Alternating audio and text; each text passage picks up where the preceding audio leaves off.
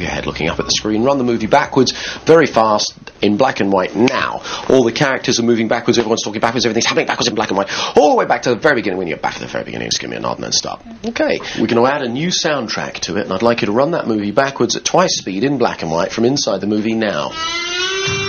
All the characters are moving backwards that's right. That's it, make it ludicrous. All the way back to the very beginning. When you get back at the beginning, give me a nod. And then run the movie backwards again at twice speed now. This treatment may seem bizarre, but by running the images backwards, Paul's telling Celia's brain to recode the memory. Okay. And then run it backwards again at twice speed now. The question is, will it work? Expressions as well. And still to come, Paul takes on a severe case of Tourette's. Do you find that it's worse when you're under stress? So big one. And he meets Lizzie, who has an extreme case of a common problem, letting go of an ex-love. I'm just a vegetable.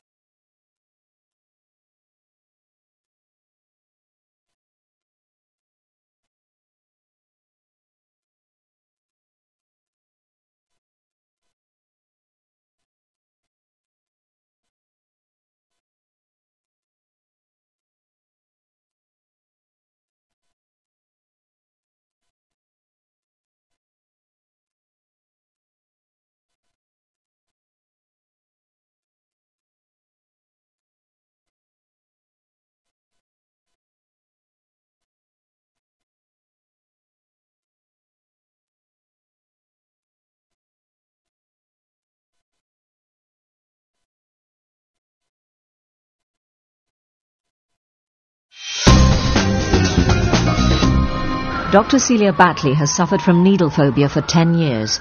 Having spent £100,000 on conventional treatment, remarkably, after just half an hour with Paul, she can pick up a needle. So let's have a look at that needle now and tell me what the difference is. I just feel a bit more comfortable with it. So there's still some anxiety, is there? Even though I know it's clean. Yeah, but on a scale of 1 to 10, how much? About 5-ish. 5? See, once you get a phobia under 50%, it's begun generalising in the opposite direction. So even if we left this, you would get better. But I'm not going to do that. I want to really push it today. Now, when you're in hypnosis, it's not like being under an anaesthetic. You know, some people think they won't be able to hear anything or think anything or feel anything. Now, if that happens, you're probably dead, so let me know, won't you? Right? Because when you're hypnotised, you'll still be able to hear everything I'm saying to you. You will know what's going on. And if for any reason you needed to awaken, like if the room caught fire or something, you'd be able to do so with all your resources, yeah? So it's like a meditation. You'll be aware that I'm here, that the camera crew is here, you're sitting in this room, but all of that will somehow be not as important as becoming fascinated in the daydream that is hypnosis. Allow your eyes to close shut. There you go. Paul synchronises the tempo of his words to the rise and fall of Celia's breathing.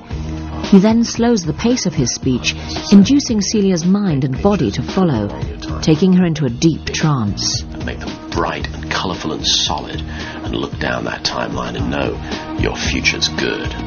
Having desensitised the traumatic memory of the accident, Paul's now working to increase her confidence. I want you to reinforce now every positive thought you've ever had about yourself. There you go. So when your hand touches your knee in just a moment, not only will you awaken feeling so refreshed, relaxed and alert, so calm and confident, so filled with optimism, but you'll feel like a burden is lifted. There you go. And you have a happy, confident, productive, spontaneous, wonderful life ahead of you. As I count back from 10 to 1, return to normal waking consciousness, feeling really good. 10, 9, 8, 7, 6, 5, 4, 3, 2, 1. Wide awake. Ooh, feel good? Yeah. Yes. That's a very nice smile. You look different, you know. Your whole energy has changed, your whole emotional energy about you. You seem more relaxed in yourself. How do you feel? I feel really good. Okay, where do you want to take this blood from me then? You got tourniquet on. All I want you really to do... Actually, I don't want you to take any blood. I just want you to prick my arm. That's what it is. because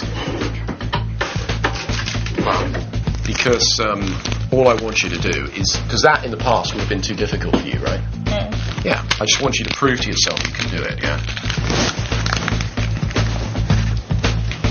Oh my God. Is this going to hurt? Sit back and relax yourself. Ah, there we go. You see, got some bedside manner going now. Okay. How are you feeling? A bit apprehensive. Just prick the surface. That'll do. And take it away.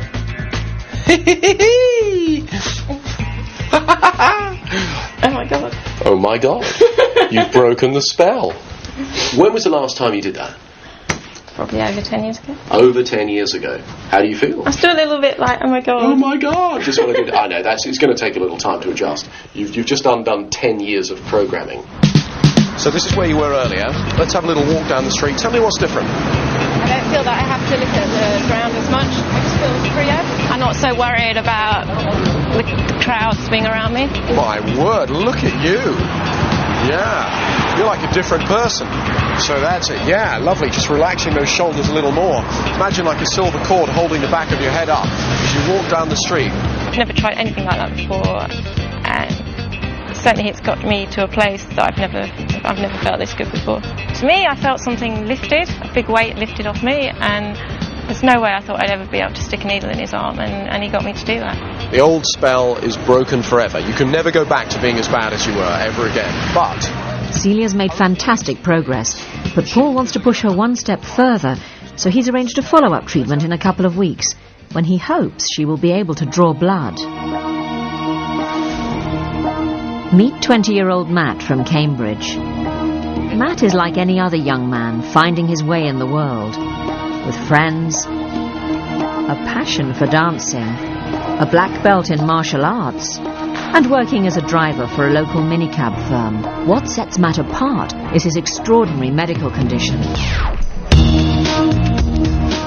Tourette syndrome, a nervous disorder that manifests itself in uncontrollable tics, vocalizations, and stuttered speech. I'm the one in Korea. I'm the one second place in the under 16 modern. Yeah, it's great. I had a really good time.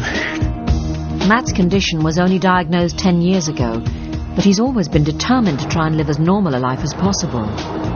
Well, living with Tourette's has been a challenge, to say the least, but I mean, it's been an invaluable experience as well, in a way, because in some ways I feel as though if I didn't have Tourette's, I wouldn't be the person I am now, and I wouldn't know as much as I do now.